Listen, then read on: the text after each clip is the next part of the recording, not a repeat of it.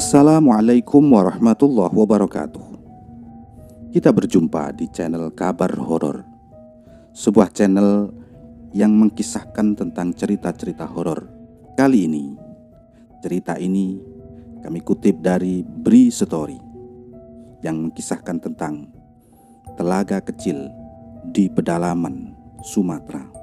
Oke, sebelum lanjut ke dalam kisahnya, dukung channel kami ini dengan mensubscribe, like, atau komentarnya. Semoga channel kami ini semakin berkembang dan teman-teman para sahabat sehat selalu. Di desa terpencil, banyak cerita tentang kejadian seram gak masuk akal. Cerita yang tampaknya mustahil tapi kejadian. Banyak orang yang sukar untuk percaya sebelum benar-benar merasakan sendiri keseramannya. Satu kisah telaga kecil di desa terpencil di pedalaman Sumatera. Simak kisahnya di sini yang kami kutip dari Bri Story. Sebut saja aku Rendri. Awal tahun 2002 ditugaskan oleh perusahaan tempatku bekerja untuk tinggal di satu desa terpencil di pedalaman Sumatera. Aku ditugaskan untuk mensosialisasikan berbagai produk pertanian dan perkebunan, termasuk pupuk yang kami produksi kepada para penduduk, khususnya petani di desa itu. Ya, namanya juga tugas. Mau gak mau, aku harus menerima dan menjalaninya. Intinya seperti itu. Tugasku intinya mengajarkan petani dalam menggunakan hasil produksi perusahaan dari sejak awal tanam sampai akhirnya panen tiba. Awalnya, aku yang masih lajang berpikir banyak positif tentang tugas ini. Bisa tinggal di tempat yang sama sekali belum pernah aku kunjungi. Menghirup segarnya udara daerah pedalaman. Menikmati tenangnya kehidupan yang sangat bertolak belakang dengan yang aku jalani di Jakarta. Bisa menyepi sementara waktu, hidup dengan tenang. Tapi pada prosesnya ternyata banyak kendala yang harus dihadapi dan dilalui. Kendala terkait dengan pekerjaan maupun bukan, tetap saja harus aku jalani semua. Desa tempatku bertugas ini letaknya di perbatasan antara Provinsi Lampung dan Sumatera Selatan, tapi masih masuk sedikit di wilayah Sumsel. Sangat terpencil, berjarak sekitar 1,5 jam dari kota terdekat. Itu pun bukan kota besar. Desa yang masih hanya bisa dijangkau dengan kendaraan roda 2. Akan memerlukan perjuangan ekstra keras apabila memaksa menggunakan roda 4. Ya bisa, tapi susah. Dengan keadaan seperti itu, jadinya aku harus mengerahkan fisik dan tenaga sedari awal menginjakkan kaki di sini. Kemana-mana lebih banyak jalan kaki. Motor hanya digunakan kalau harus bepergian ke kota. Oh iya, di sini aku tinggal menumpang di rumah salah satu penduduk, Pak Haji Ramli namanya. Pak Haji Ramli merupakan salah satu pemuka desa, orang yang sangat dihormati. Beliau memiliki anak laki-laki yang bernama Iwan, pemuda berusia 23 tahun. Yah, begitulah singkatnya. Yang pasti, di desa ini aku mendapat satu penggalan fase hidup yang belum pernah kualami sebelumnya. Satu penggalan aneh yang mengoyak nalar. Fase seram di luar jangkau logika. Itulah telaga kecil di pedalaman Sumatera. Sudah lama, Mas. Sudah dari zaman dulu desa ini terkenalnya begitu. Selain hasil tani dan kebun yang bagus, juga terkenal dengan keangkerannya, khususnya telaga yang di belakang itu. Hehehe. Itu kalimat yang meluncur tanpa beban dari mulut Iwan, putra Pak Haji Ramli. Aku yang jadi lawan bicara agak aneh mendengarnya. Kok kalian sudah seperti gak kelihatan takut ya, Wan? Apa mungkin sudah terbiasa? Gak gitu juga, Mas. Kami masih takut kok. Lebih memilih untuk menghindar kalau bertemu dengan yang begituan, jawab Iwan. Pada suatu malam, aku dan Iwan sedang duduk di beranda rumah seperti biasanya. berbincang, ditemani kopi dan rokok. Aku yang pada saat itu baru tinggal 3 bulan, membuka percakapan dengan bertanya perihal omongan warga yang aku dengar sekilas ketika sedang sosialisasi pupuk pada siang hari sebelumnya. Tadi Pak Ridwan cerita istrinya melihat sekelebatan hantu perempuan terbang melayang di atas telaga ketika sedang lewat melintas di pinggirannya. Kok seram ya? Ya, telaga. Ternyata di desa ini ada telaga. Telaga yang nantinya akan memberikan pengalaman seram yang tidak pernah aku lupakan. Selebihnya dalam perbincangan, Iwan cerita banyak tentang telaga ini. Telaga yang gak terlalu besar. Luasnya mungkin hanya seukuran 1 kali lapangan sepak bola. Aku gak tahu sejarah dulunya bagaimana. Katanya telaga ini sudah ada sejak kakeknya Iwan masih kecil. Berarti sudah sangat lama. Letaknya agak di pinggiran desa. Tapi kalau hendak melakukan pekerjaan keluar, entah ke desa lain atau ke kota, penduduk desa harus melewati telaga. Tetapi kalau hari sudah mulai gelap, gak ada yang berani lewat jalan setapak di pinggir telaga. Lebih memilih jalan agak memutar, walaupun lebih jauh jarak dan waktu tempuhnya. Tentu saja, aku sudah beberapa kali melintas lewat telaga itu, mengesampingkan cerita-cerita seram yang beredar. Aku bisa bilang kalau telaga ini merupakan telaga yang indah. Walau nggak terlalu jernih, tapi airnya cukup bersih. Pinggir-pinggirnya dipenuhi tanaman menjalar dan rerumputan. Sisi lebih luarnya lagi, ada banyak pepohonan yang berdiri cukup rapat mengelilingi. Hal inilah yang membuat suasananya jadi teduh walaupun pada siang hari bolong. Di salah satu sudutnya ada deretan kayu yang menjorok ke tengah, seperti tempat untuk menyandarkan perahu. Tapi nggak besar, kira-kira hanya 4 meter panjangnya. Entahlah peruntukan sebenarnya untuk apa. Tapi sudah beberapa kali aku duduk sendirian di dermaga kecil ini ketika dalam perjalanan pulang dari sosialisasi, mampir untuk sekedar melepas lelah, menikmati udara sore, mendapatkan ketenangan yang hakiki. Jangan sering-sering sendirian di telaga itu, Mas. Hehehe. Begitu Iwan bilang padaku suatu hari. Tentu saja aku menanyakan alasannya.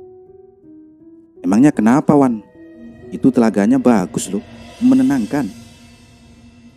Pokoknya jangan, Mas. Takut nanti ada apa-apa. Jawaban Iwan menggantung. Tapi aku tahu arahnya kemana. Ya, begitulah. Penduduk desa ini dan desa lain terdekat menganggap kalau telaga ini merupakan telaga angker. Sudah nggak terhitung lagi banyak peristiwa janggal dan seram yang pernah terjadi di situ. Katanya nggak melulu malam hari, tapi kejadian seram juga kadang terjadi di siang hari.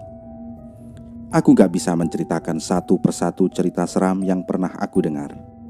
Tapi benang merahnya adalah telaga itu katanya benar angker.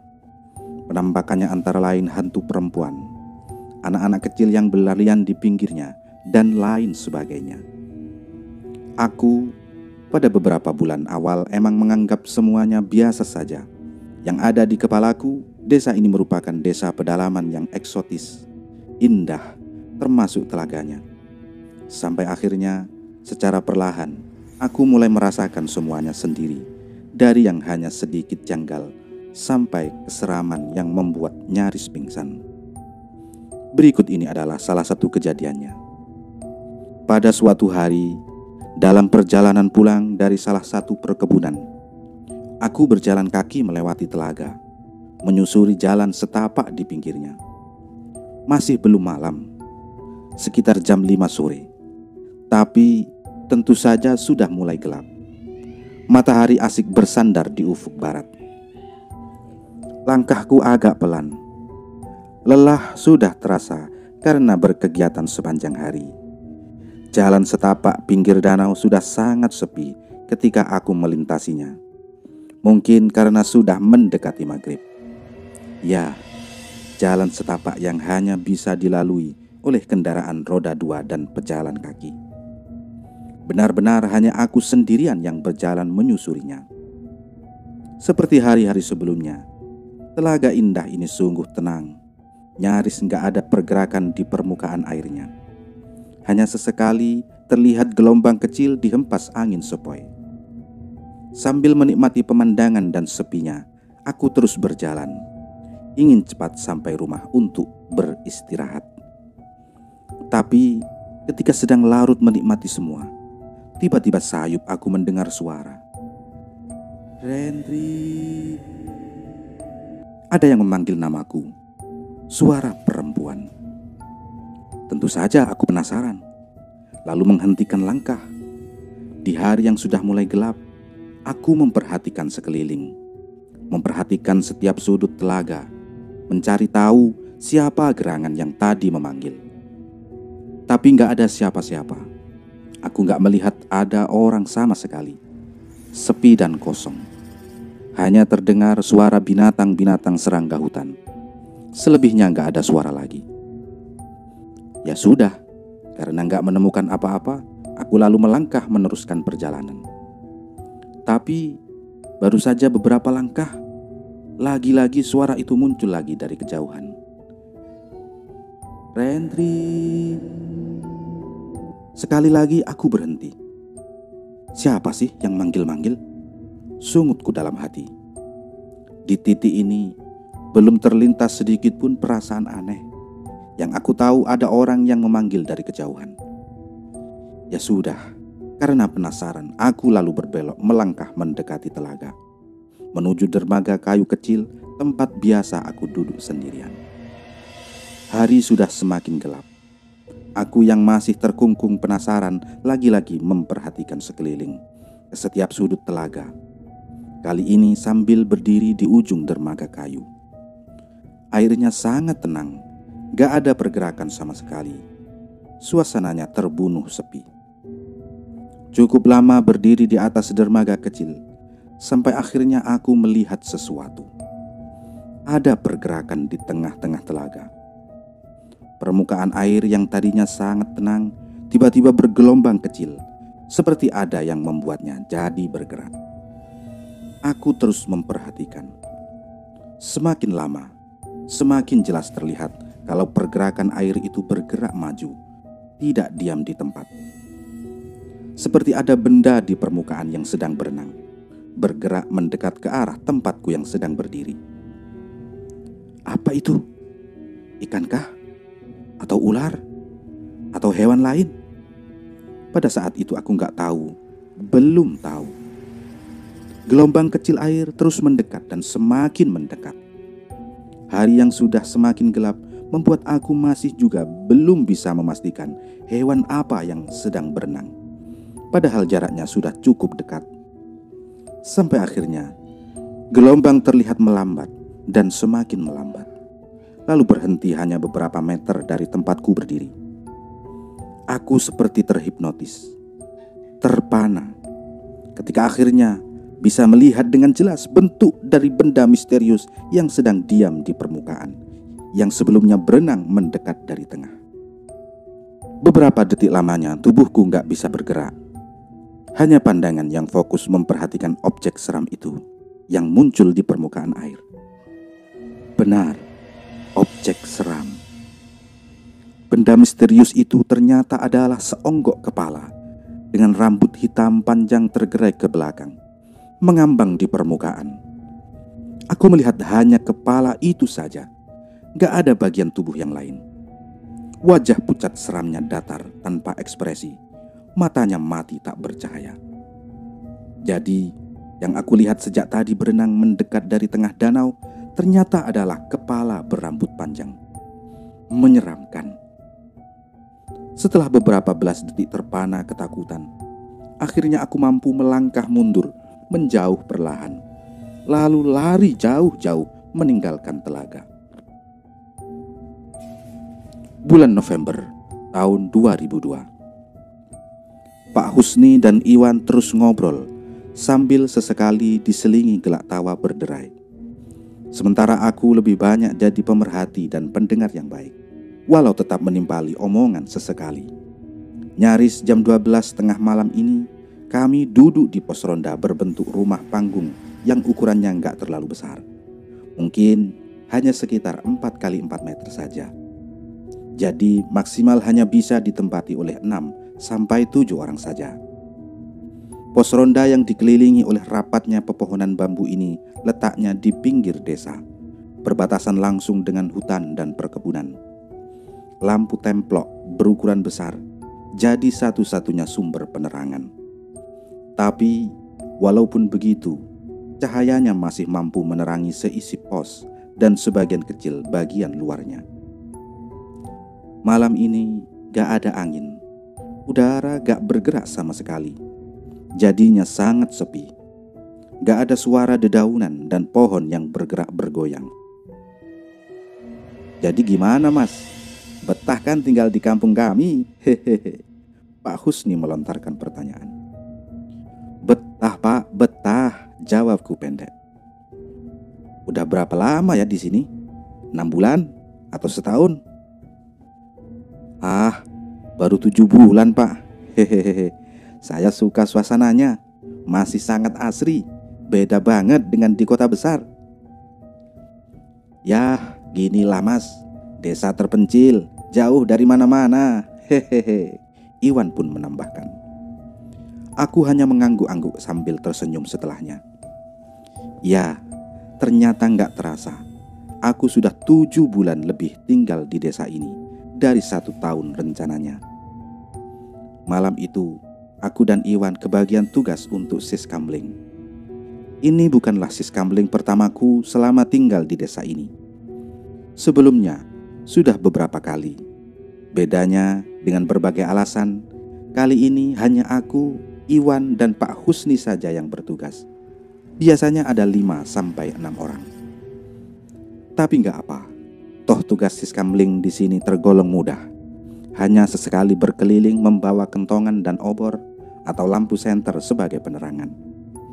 Menurut cerita warga, sudah bertahun-tahun lamanya belum pernah ada kejadian pencurian. Tergolong aman, tentram sejak lama. Mas, setengah jam lagi kita keliling ya. Hehehe. Iwan bilang begitu di sela obrolan. Iya Wan, sebatang dulu ya. Haha, jawabku. Memang sudah jam 12 tengah malam. Kami harus mulai berkeliling. Desa ini gak terlalu luas. Berjalan kaki mengelilinginya gak butuh waktu lama. Hanya kira-kira 1 jam lebih sudah selesai. Sesuai rencana, aku dan Iwan akhirnya mulai berjalan kaki pada pukul 12:30. Berbekal lampu senter di tanganku dan obor dalam genggaman Iwan, kami memulai patroli berkeliling ke seluruh penjuru desa. Ada alasan kenapa obor minyak tanah masih digunakan sebagai penerangan oleh penduduk sini ketika keluar rumah. Itu karena minyak tanah jauh lebih murah dan lebih mudah didapat daripada batu baterai untuk lampu senter. Tapi walaupun begitu, aku tetap memilih lampu senter karena sudah termasuk peralatan yang aku bawa dari Jakarta. Bisa ditebak, tengah malam seperti ini, keadaan desa sudah sangat sepi. Gak ada orang sama sekali. Aku dan Iwan berjalan gak terlalu cepat, sambil berbincang namun tetap memperhatikan setiap sudut tempat yang kami lewati. Gak bisa dipungkiri juga, suasana malam di desa ini cukup mencekam. Karena dikelilingi hutan dan perkebunan, masih banyak terdengar suara-suara binatang malam. Beberapa di antaranya aku gak tahu bunyi binatang apa. Jarak satu rumah dengan rumah lainnya agak berjauhan, dan masing-masingnya gak berpagar. Maka dari itulah, sebagian besar wilayah desa tergolong gelap karena kurangnya penerangan. Kami terus menyusuri jalan desa. Satu demi satu rumah kami perhatikan, dan tampaknya sejauh ini gak ada hal yang mencurigakan. Semuanya kelihatan normal. Mas, maaf nih, kok tiba-tiba aku sakit perut ya? Kita pulang dulu yuk sebentar. Tiba-tiba Iwan bilang begitu setelah kami baru hampir setengah jalan. Ya, ada-ada saja kamu Wan.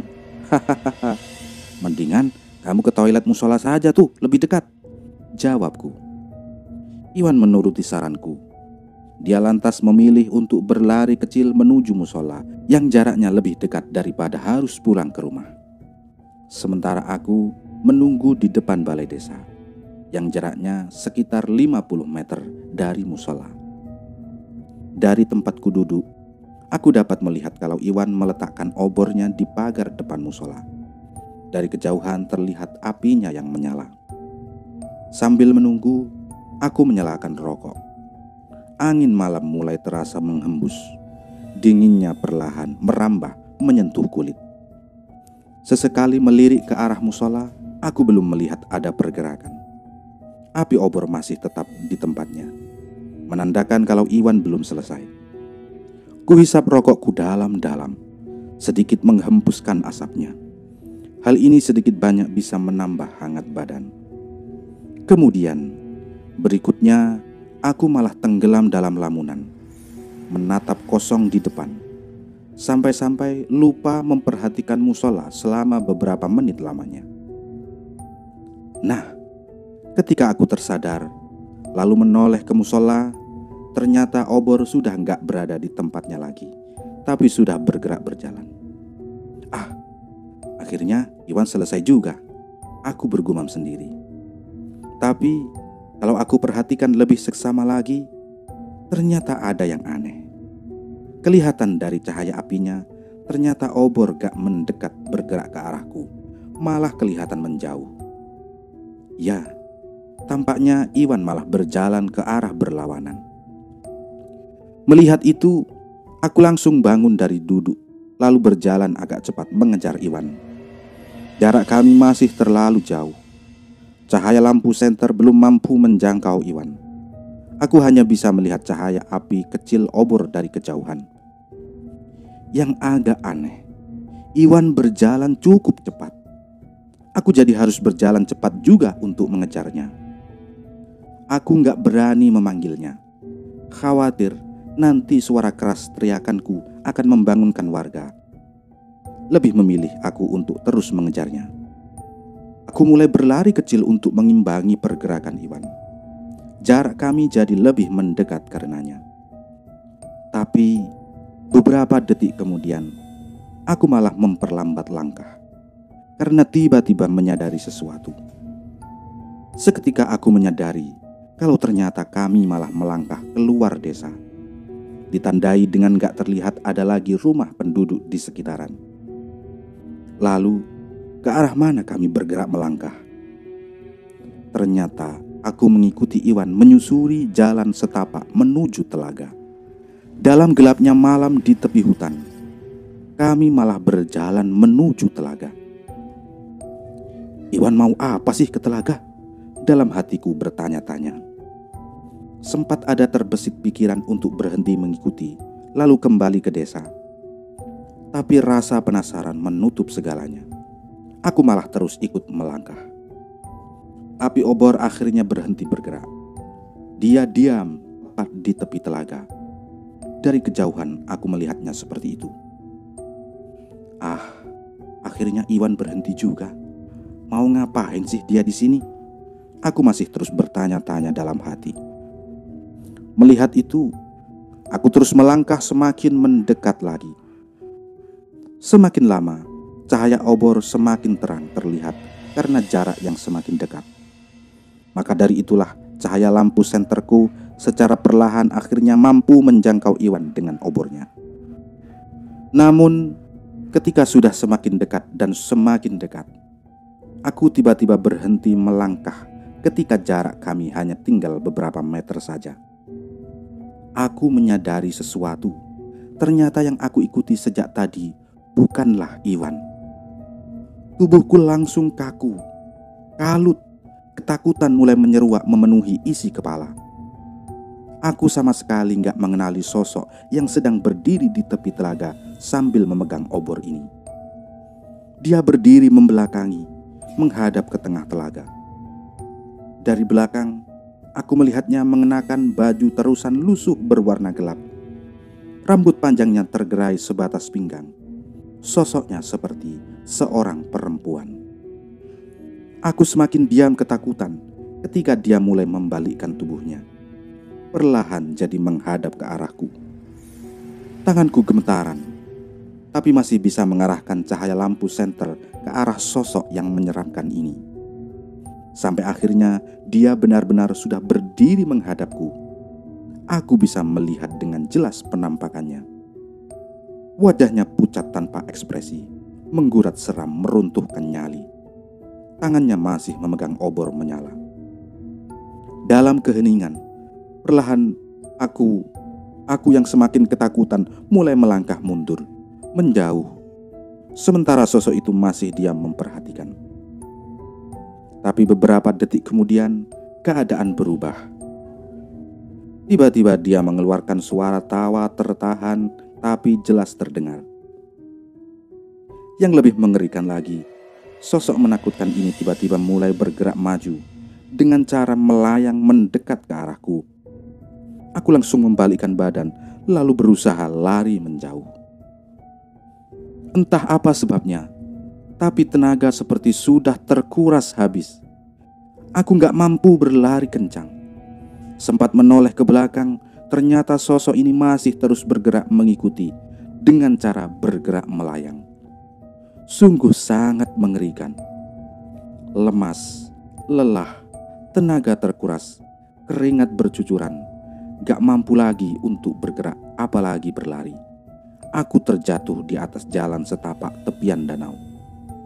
Sempat membalikkan tubuh, kemudian aku bisa melihat kalau sosok menyeramkan itu terus masih melayang mendekat dan terus mendekat sambil mengeluarkan suara tawa tertahan. Menyeramkan. Gak tahan, tubuhku lemas ketakutan. Setelah itu aku gak ingat apa-apa lagi. Tiba-tiba aku tersadar sudah berada di balai desa. Di sekelilingku ada Pak Haji Ramli, Pak Husni, Iwan dan beberapa warga lainnya. Alhamdulillah sudah sadar, begitu Pak Haji bilang. Kemudian aku diberi segelas air. Jadi menurut cerita Iwan, ketika selesai dari toilet musola, dia gak melihat keberadaanku. Aku menghilang.